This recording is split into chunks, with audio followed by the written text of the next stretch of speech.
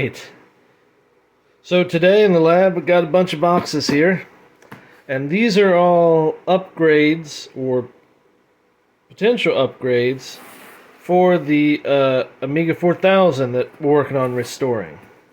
So first here I've got the individual computers Indivision AGA MK3. So this is a scan doubler and a flicker fix that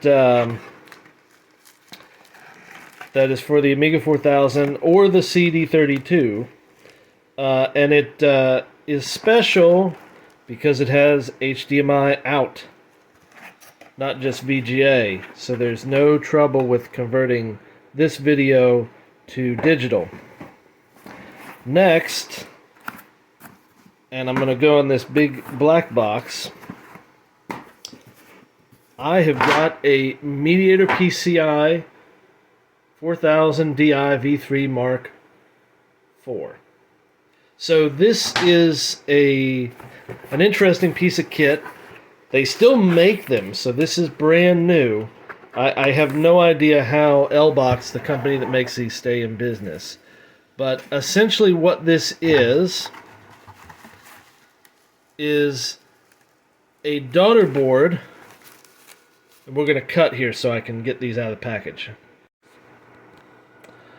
So this is the Mediator PCI 4000D taken out of the packaging, and what we can see is this is a daughter board, just like the one that originally came from Commodore. But the difference here is that this daughter board has PCI slots instead of ISA slots. It also doesn't have a video slot, which is kind of unfortunate. So this card, along with this device here, which this is a Zorro to PCI bridge that works with this daughter board, this allows me to use PCI cards with my Amiga 4000. And this is pretty similar to, they used to sell something called a Golden Gate, which would let you use ISA cards with the Amiga without a bridge board. Similar concept, just with PCI. Now the trick here, and this may be the foreshadowing to some tragedy, is can we fit all of this in the original case? Well, we shall see, and we shall see how it works. In addition to that, I also have a slew of fairly standard US PCI cards. I've got a USB card, sound card, Ethernet card, graphics card. I don't know which of these I'm going to use, but I figured I'd just buy all four, and if I don't use them here in the Amiga, I use them in a PC build or something like that later on. So we'll get these out of the box and take a look at them too. Alright, these are the PCI cards. Really, they're not all that interesting. Pretty standard PCI cards. This is a Sound Blaster, got a TP-Link Ethernet card, and this is some kind of ATI Radeon card that's unmarked. I got these from AmigaStore.eu, and I imagine they're new old stock, but they look to be in nice condition. And then the item from Lbox is actually brand new, guaranteed, is this Spider 2 USB card that I'd imagine is a normal PC USB card. They just specifically make it for the Amiga. I don't know. Need to look at some history there. So we're going to try and fit most of this in there. I'm not sure if I use the sound card. I just figured if I wanted to mess around with it, but I doubt I'll leave it in there. But the Ethernet card and the video card definitely, because unlike any of the Amiga native video cards that I have, this one has DVI. So again, easier video capture from this machine. And then the Spider USB is going to be pretty useful. Now the question is, will all this fit? All of this and the individual computer skin doubler and flicker fixer? I don't know. Might be setting myself up for failure, but we'll see if this video ends in happiness or tragedy. Alright, this is the Indivision board. It's a little bitty thing. And this part fits over the Lisa chip. This part fits over one of the CIAs. And then you have this little display module here that supports either HDMI or VGA. And there's some black and white instructions that come with it, relatively straightforward. So when getting ready to install this, I disconnected the bit that goes over the CIA and also loosened this plastic standoff. I'm going to tighten it back again, but the reason this is a plastic standoff is this actually rubs against one of the chips. And so plastic, obviously, it won't conduct or short anything out. But I want to have it loose when I install it so that I can get it aligned right. It's a hexagonal standoff here. So, some bits are wider at points than others. And then I also had to bend down that jumper, which is a VBB or 8 megabyte jumper. I've never had to switch that. I think that's actually part of a canceled chipset. But so then once this is done, that sits in there like that, and pressure is applied to make it mate with the Lisa chip. And then we should be good to go. Alright, so here's how it looks when it's all set up. I just had to apply a little bit of pressure to get that to lock on there. It went on with a good snap. But I didn't have to apply a lot of pressure, just enough to get it to kind of snap on. And then the same thing with the piece over the CIA here. And then this is connected to the output. And if we go over here, we can see some nice some nice output here on the display. And if I am to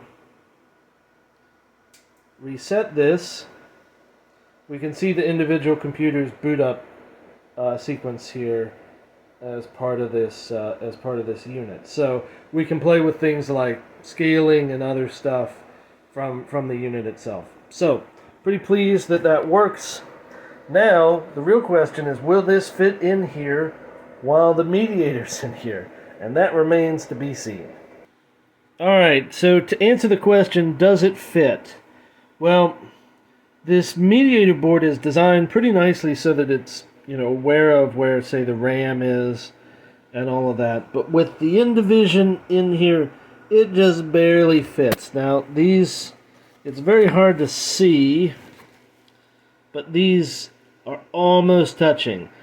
They're actually not touching if you go in there and look at them, but they are very close. And that's not good for heat problems. Amiga 4000 is already prone to terrible heat problems. So I think that for right now at least, probably the Indivision is going to go, and we'll work on the Mediator, which really is not such a big deal, right? The AGA chipset can output double modes that most VGA monitors support, and if I burn a new ROM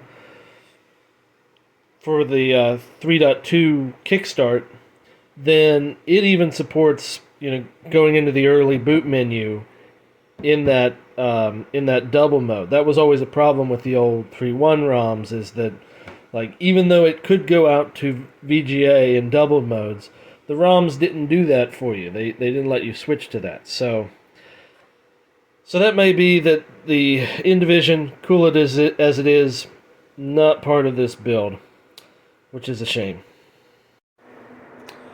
Alright, so with both of these in here, even though it is, as my dad would say, tighter than Dick's hat band in there, it does boot. So, again, I'm not sure if I want to keep both of these in here just because of how tight it is. So we'll see. So I've got several boards installed here now.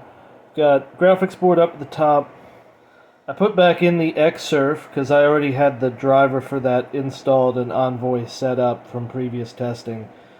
And then I put in the Spider USB board. So all of these are now in. The machine boots. I've got a new flat panel that I purchased over here so I can have a monitor on this side of the world rather than on the other side of my lab. And so now I'm going to try and get, something working out of these. And the drivers for the Mediator and associated cards were shipped on CD. Again, I don't have a CD-ROM drive for this thing, so I'm going to have to use Envoy to pull them over the network from my other Amiga. So after some trials and tribulations, we have a working system with video coming from the PCI card. So I've even disconnected the VGA cable. The DVI cable is coming out of the back of the PCI card here, and it works.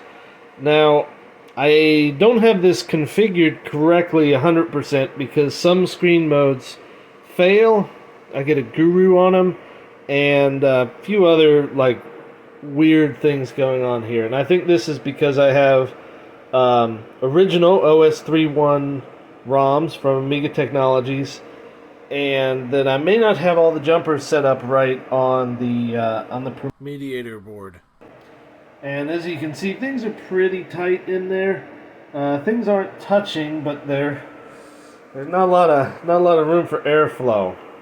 But all these things work together. Now, it may not be 100% optimal, but next video, I am going to turn this into my, let's call it Dream Amiga 4000, if that's even possible. So I've got some hardware that I'm going to scavenge out of the Amiga 4000T and combine it into here, and we'll see if I can do that without also having, something that's on the dangerous heat level.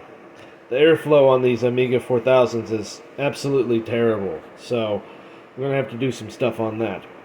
But anyhow, until next time, thanks for watching.